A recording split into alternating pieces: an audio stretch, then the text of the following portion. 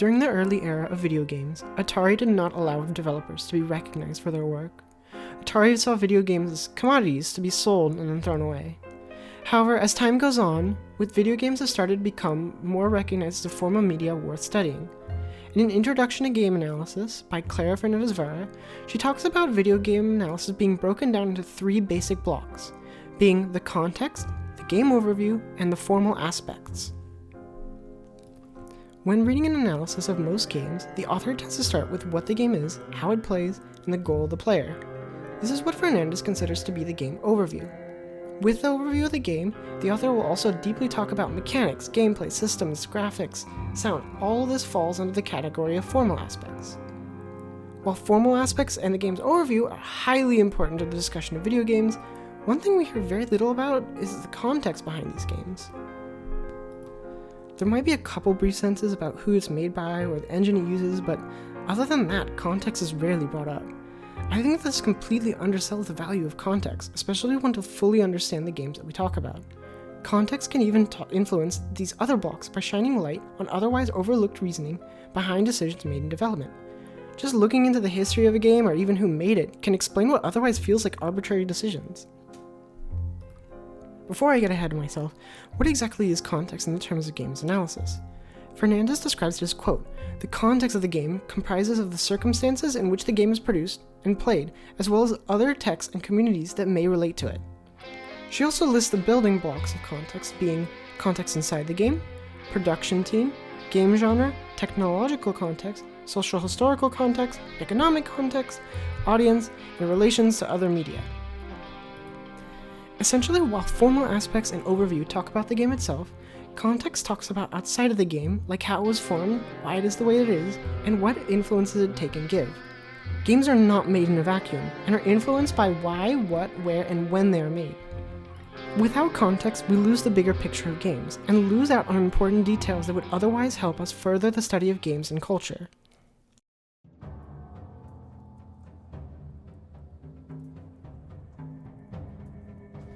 This War of Mine is a game which on its surface is not a very enjoyable game. It constantly feeds the players decisions that they don't want to make. It forces the player into situations where the best option is something they don't want to do. No matter what the player chooses, they are punished for not picking the other options, and sometimes not even rewarded for the decisions they make. These decisions are baffling if you don't also consider the historical context that comes with the game. During its development, 11-bit studios were inspired by and heavily researched real events like the Siege of Sarajevo. They wanted to create a war game in which you didn't play as some glorified hero shooting bad guys like we see in every other war game, but instead to tell a much more nuanced story about the innocent people who find themselves between sniper fire and bomb shells. Much of the team had family who were affected by the war and took their stories as inspiration for the game. They also contacted real psychologists to better understand and assign emotions to characters depending on the events of the game. All of this inspiration and research led to these difficult in-game decisions. There was a point in the game where I finally had enough food for my group of survivors, and I sent one of them out to scavenge for more materials. I didn't think I would find any people during this trip, so I didn't bring any food, but to my surprise, I did find someone, and they said they needed food and that they might starve to death if they didn't get any soon. I thought, thank God, I just barely have enough. I can come back the next day to save this person's life. When I got back to base, I was devastated to see that we were robbed, and that all of our food was gone. I wasn't sure I was even able to feed my own group. Next time I found food, my group was all very hungry. There's always a choice. I could bring the little food I found back to that woman and possibly save her life, if she was even still there, or I could make the decision that would continue the game. I never saw that character again, and I still think back on that night, wondering how things might have turned out differently if I just had one more person on guard. Through the game's heavy research to make sure that the game plays as if it were real events you were part of, it reminds me of the early war game Kriegspiel. The game was a board game meant to simulate the role of a military tactician to try to plan for future wars by simulating new military tactics. To play the game, players would find someone who's previously fought in real wars to act as the player's referee. Players would state what they want to do, and the referee would take their personal experiences on the battlefield into consideration and tell the players what would happen. While playing this War of Mine, It felt as if all the people they interviewed were watching over me and acting as this referee to tell me what would happen, based on my choices rather than lines of code being executed. Through this context, the difficult and unpleasant situations the player finds themselves make a lot more sense.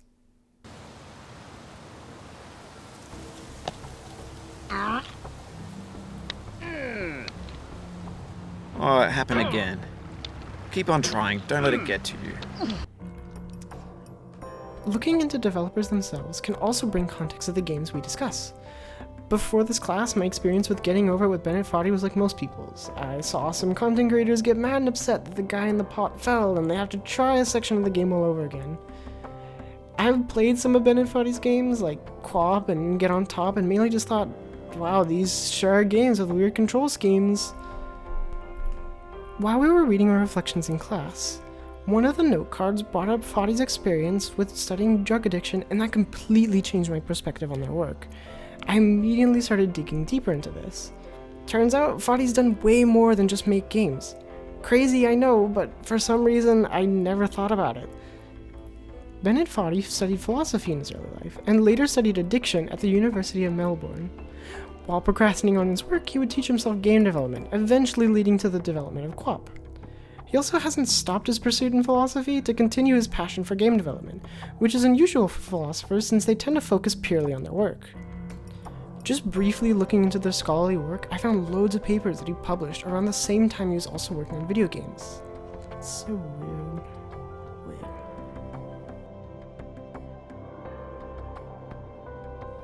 Oh my god, of course he was procrastinating on that too.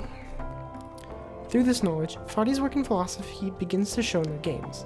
For one, the main character being a depiction of Diogenes, a Greek philosopher, makes a lot more sense, but also in other aspects. I now believe that either intentionally or subconsciously added by Foddy, the game can be viewed as a metaphor for getting over addiction. To say this game has weird and difficult controls is an understatement. The act of merely moving forward becomes a chore. There are no checkpoints in the game, there's no way to save or load, each mistake is permanent. On top of that, there's no death screen, no fast forward. Each miscalculated jump becomes more and more brutal as all you can do is sit and watch as all of your progress is undone.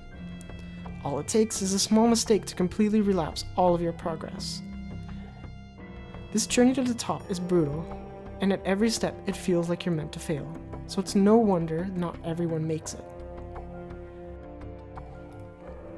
Another personal favorite game of mine that I just recently found out was made by Bennett Foddy in partnership with Frank Lance is Universal Paperclips, a clicker game where the goal of the game is to make as many paperclips as you can.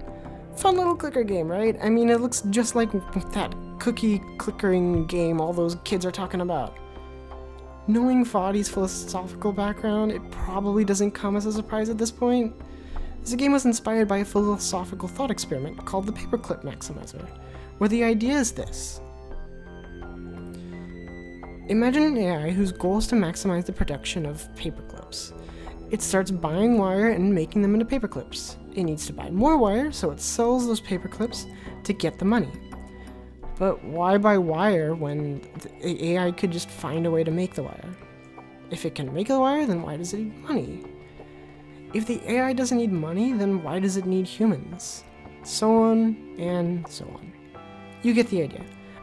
Understanding the context behind people who make games allows us to better understand the decisions they make and deepen our understanding with the text. There's so many other ways in which context is highly vital to treating game analysis as any other texture analysis that I unfortunately can't cover in less than 12 minutes. There can be ways that technology adds context to a game, like how the hardware for Space Invaders is not strong enough to handle so many aliens, and that's the reason the game speeds up as they're eliminated, or how mechanics of the game can be used to sell technology, like how the new Ratchet and Clank's Rift mechanic is meant to show how fast the PlayStation 5's load times are. Remember how I said Kriegspiel had players dragging someone more experienced to determine how the game went? Guess what might have inspired the idea for a Dungeon Master in Dungeons & Dragons? To wrap things up, we need to treat games as if they weren't made in a vacuum. The world around us, being history or what happens to be on the developer's mind outside of the games themselves, matters deeply. In order for games to have a more impactful meaning on us, we need to look on how we impact the games we make.